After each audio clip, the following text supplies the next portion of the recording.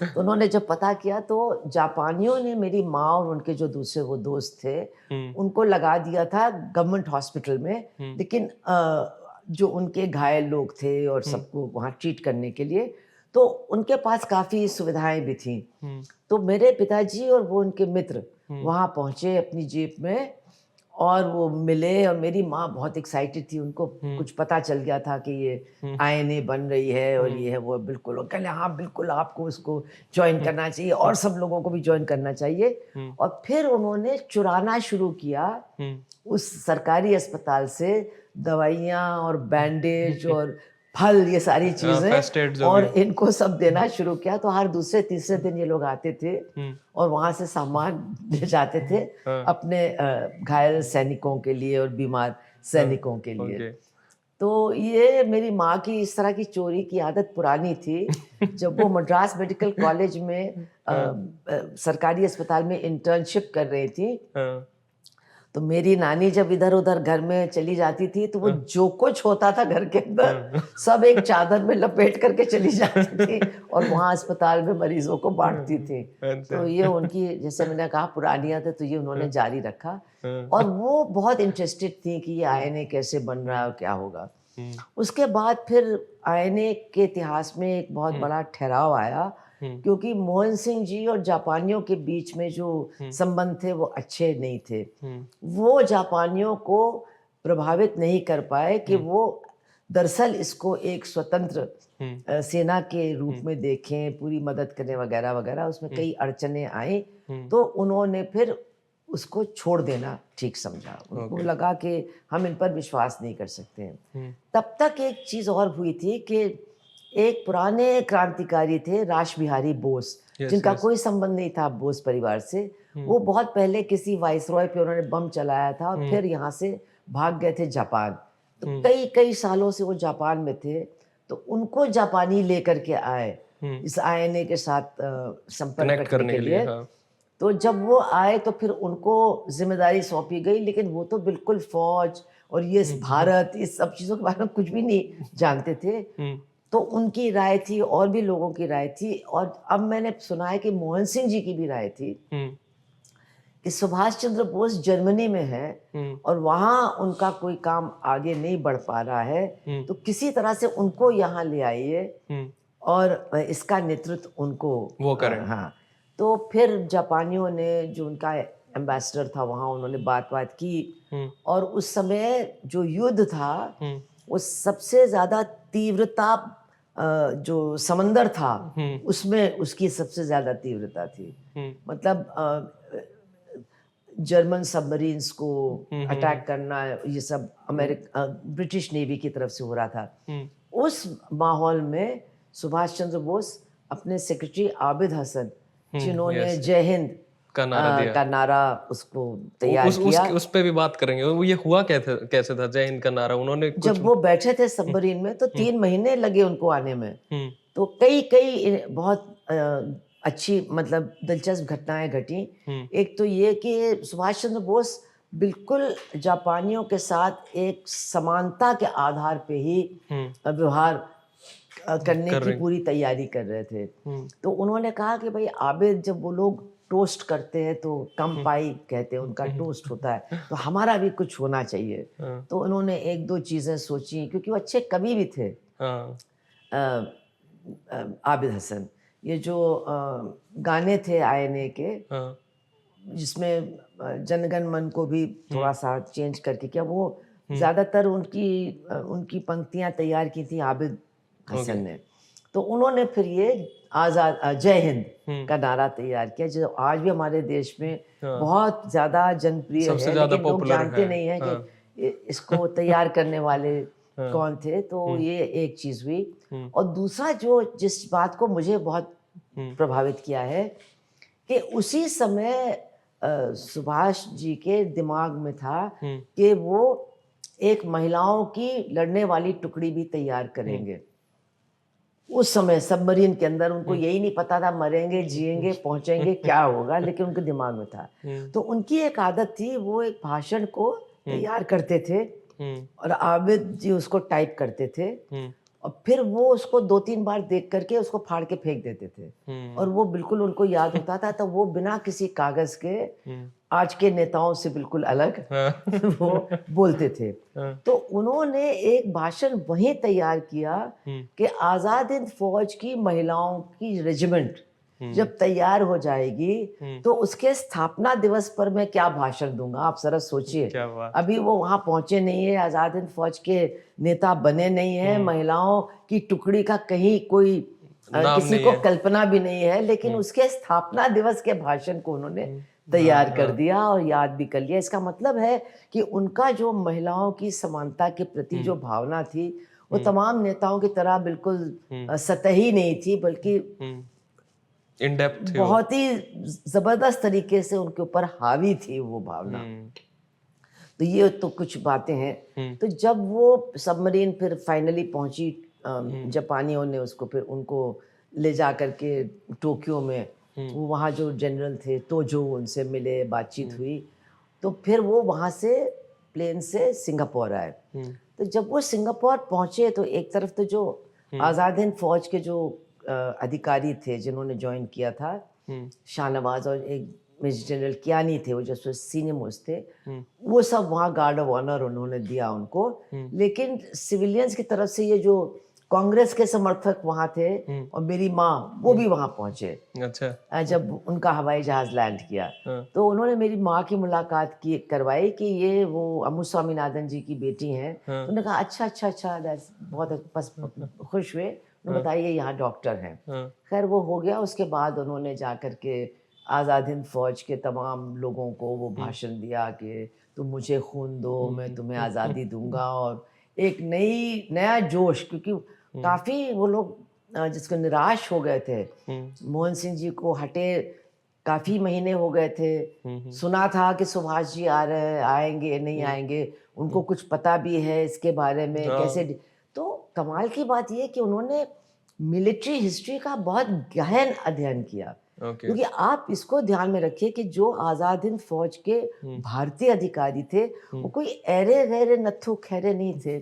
वो सैंडहर्स्ट के पढ़े, IMA के पढ़े, प्रॉपर्ली ट्रेंड, और अंग्रेज उनको अपने सबसे अच्छे अफसर मानते थे।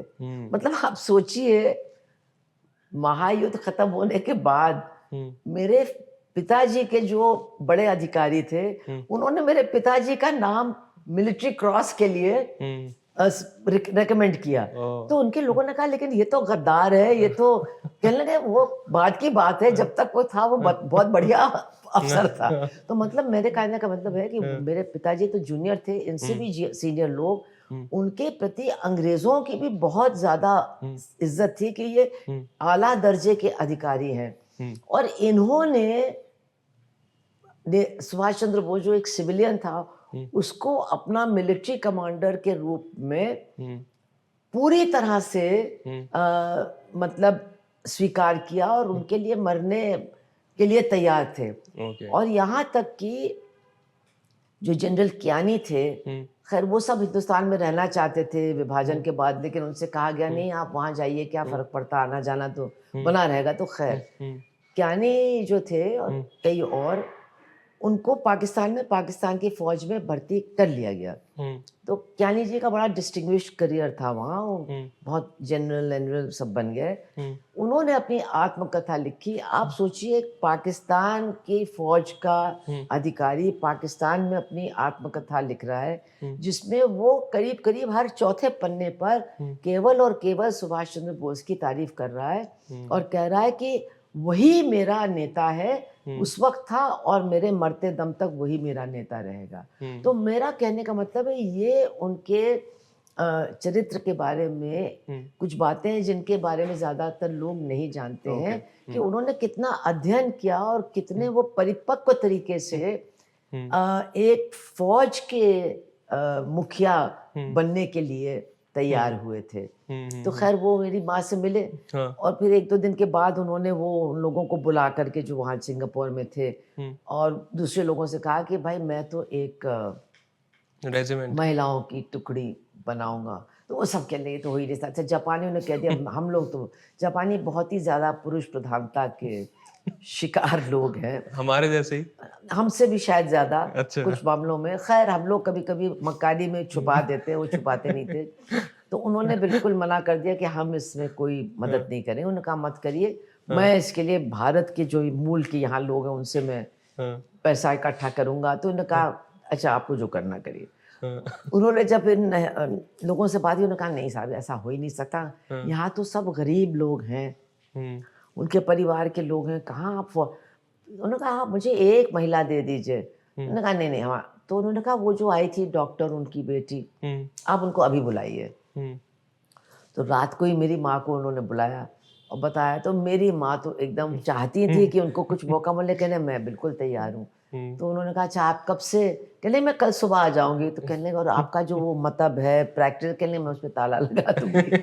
और वो उसमें उन्होंने ताला लगा दिया। वो जो उनके मित्र थे उनसे भी उनका मतलब एक तरह से हाँ, फेयरवेल हो गया और वो हाँ, दूसरे दिन से ही उनका हाँ, ऑफ़िस तैयार हो गया। फिर वो हाँ, नेताजी के साथ मलेशिया हुँ, और बर्मा और थाईलैंड में हुँ, जो हुँ, भारतीय मूल के हुँ, परिवार थे, उनके बीच में महिलाओं को हुँ, हुँ, हुँ, भर्ती करने के लिए उन्होंने भाषण दिए और मीटिंगें की। हुँ, तो मैं उसके बारे में अब इतना ही बताना चाहती हूँ क्योंकि हुँ, फिर तो हुँ, कि लोग समझते हैं कि लड़ने वाली महिलाओं का मतलब आपके स्टेट की या हुँ, पंज वहाँ पर जो भारतीय मूल के लोग थे वो हुँ, मलयाली और तमिल मूल के थे। हुँ, यानी और गरीब, हुँ, एकदम गरीब हुँ, हुँ, और दुबले-पतले, हुँ, लेकिन उन्होंने पूरी वो ट्रेनिंग ली हुँ, जो कि पुरुष लेते थे। हुँ, उतना ही भार उठाया और हुँ, उठा के दौड़ी,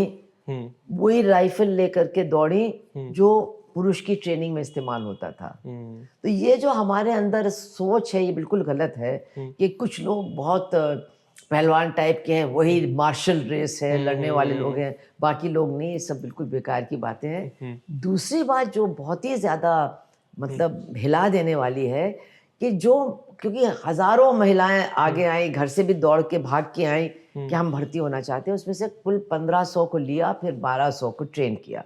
1200 ओके। भी बहुत होता है। हाँ, हाँ, हाँ। इन लोगों ने कभी भारत को देखा नहीं था। हुँ, इनके तो 3 पीढ़ी पहले या 4 पीढ़ी पहले के लोग हुँ, आए थे यहाँ हुँ, मज़दूर बन कर के। हुँ, तो सिर्फ़ उन्होंने भारत के बारे में सुना था, हुँ, कभी देखा नहीं था, कभी वहाँ रहे नहीं थे। लेकिन हुँ, उनके अंदर भारतीय होने का एक जिसको कहना चाहिए भावना सेंस ऑफ और अटैचमेंट। भारत की आज़ादी के प्रति हुँ, एक जोश ये था और साथ-साथ ये कि जो उनके बहुत ही नियंत्रित जीवन एक हुँ, भारतीय हुँ, लड़की का होता है, हिंदू लड़की का होता है, हुँ, उससे निकलने का भी एक ये बहुत बड़ा अपॉर्च्युनिटी मौका थी। था। हाँ, तो ये चीज़ें बहुत ओके।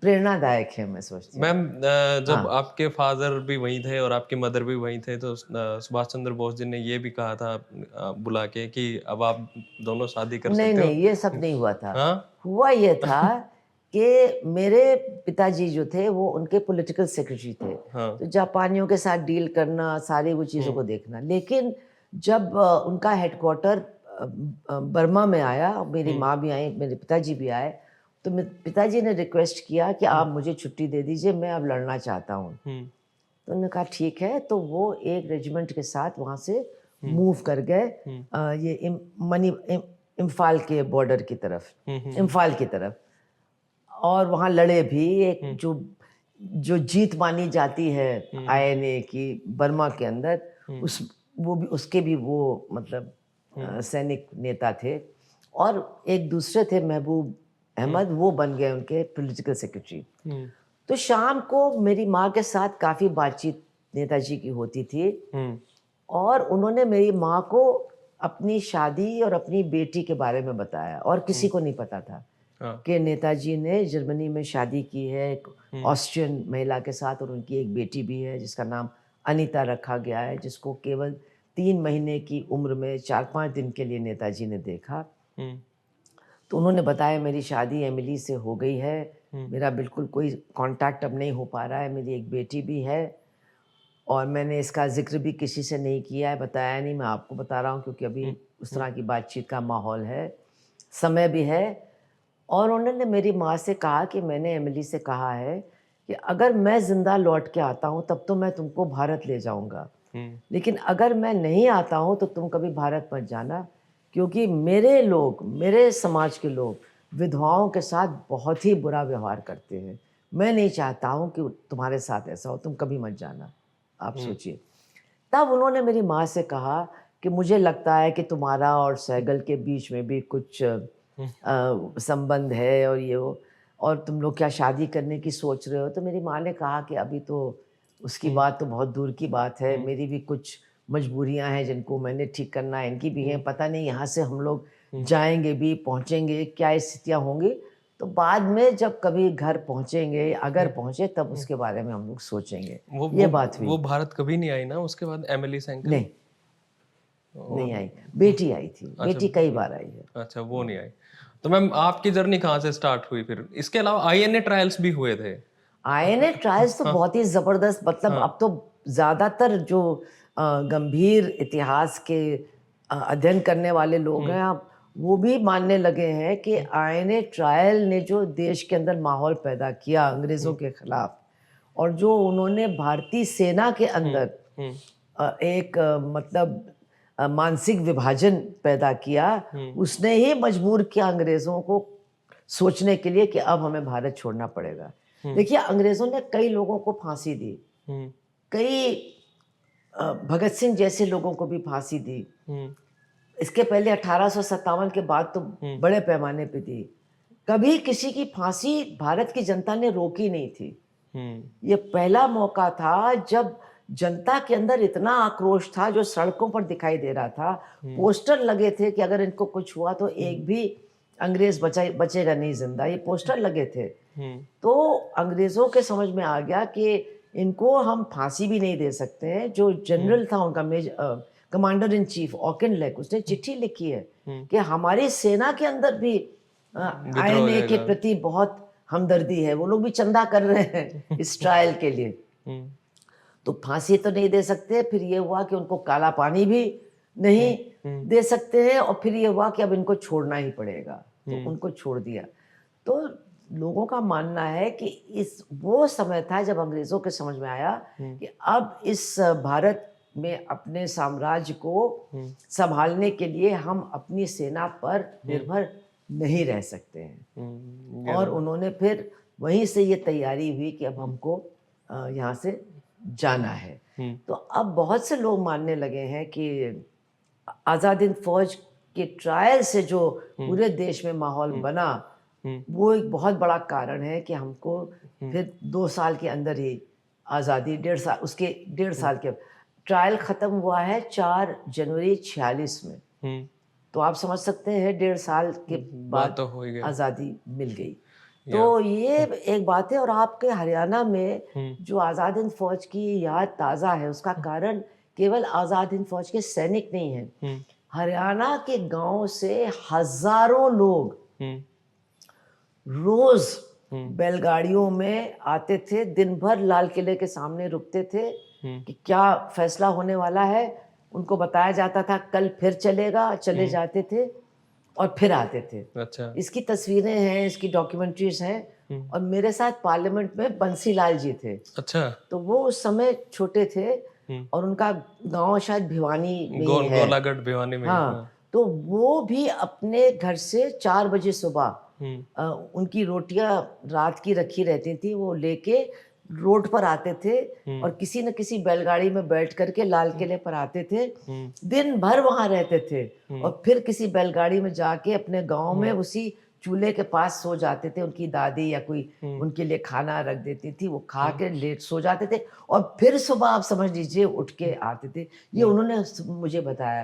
अच्छा। और उन्होंने कहा कि बैलगाड़ियों की इतनी लंबी लाइन हर सड़क पर लगती थी लाल किले पर आने के लिए कि आप उसकी कल्पना भी नहीं कर सकती। और मैं खुद रोज आया हूँ। और मेरे माँ बाप उस समय पार्लियामेंट के सेंट्रल हॉल में एक ही बार आए जब हम लोग एमपी थे। ये सब लोगों ने जा करके उनके पैर छुए। अच्छा। बंसीलाल जी ने और भी तमाम नेताओं ने, मतलब हम आप जो उस पीढ़ी के लोग हैं उनके अंदर क्या भावना थी इन लोगों के लिए, वो हम लोग बिल्कुल सोच भी नहीं सकते। अच्छा, आपकी मदर ने फिर राष्ट्रपति का चुनाव भी लड़ा ना कलाम मेरी साहब माँ, के? हाँ, आपकी मदर हाँ ने। जी, वो विपक्ष की तरफ से, हाँ। लेकिन पूरा विपक्ष नहीं था, आधा विपक्ष तो कलाम के कैंपेन के साथ अपने आप को जोड़ चुका था, लेकिन लेफ्ट ज़्यादातर। और उनको एक बात है कि जितना वोट मिलना चाहिए था, हाँ, उससे ज़्यादा वोट मिला। अच्छा। तो इसका मतलब है कि वहाँ के लोगों ने भी, हाँ, जैसे चंद्रशेखर जी जो थे, उन्होंने तो खुलेआम कह दिया कि मैं कलाम को वोट नहीं दूंगा, मैं कैप्टन लक्ष्मी को वोट दूंगा। अच्छा। जाफर शरीफ साहब ने भी उनको वेलकम किया बेंगलोर में और कहा कि मैं भी इन्हीं को वोट देने वाला हूँ। तो मतलब ये एक बहुत बड़ी बात है। ओके। सो मैम आपकी जर्नी कैसे स्टार्ट हुई फिर? आपकी नहीं, पेंसिल्वेनिया में? ऐसा है ना कि आप बचपन में, मुझे तो लगता है, देखिए मेरे माँ बाप उस तरह से कोई राजनीति में नहीं थे, कोई पद पे नहीं थे। मेरे बाप एक मिल में मैनेजर थे, मेरी माँ एक डॉक्टर थी। तो उनके बारे में मुझे तो बहुत देर में कुछ पता चला कि इनका क्या योगदान है, क्या इनकी एक ज़माने में लोगों के नज़रों में क्या इनकी स्थितियाँ थी। तो बहुत बाद में मुझे पता चला। और खैर लोग आते थे, बात करते थे, आईएनए के लोग आते थे, तो रात भर इन लोगों की गप्पें चलती थी। लेकिन जैसा कि मैंने कहा, जब आप उसी में पैदा हुए हैं तो आप बहुत उसको सीरियसली नहीं लेते हैं। हाँ। और फिर चीज़ें बहुत बदल रही थी और हमारे घर में पॉलिटिकल डिस्कशन होता था। हमारे माँ-बाप तो दोनों नास्तिक भी थे, घनघोर आरएसएस विरोधी थे, लेकिन कांग्रेस के भी बड़े भारी समर्थक नहीं थे। तो बहुत सारी बातें होती थी, लेकिन आईएनए के बारे में और उनकी भूमिका के बारे में तो मैंने बहुत बाद में, जब मैंने खुद अध्ययन करना शुरू किया, तब समझना शुरू किया है। काफ़ी मतलब जब मैं कॉलेज वॉलेज तक पहुँच गई थी। ओके।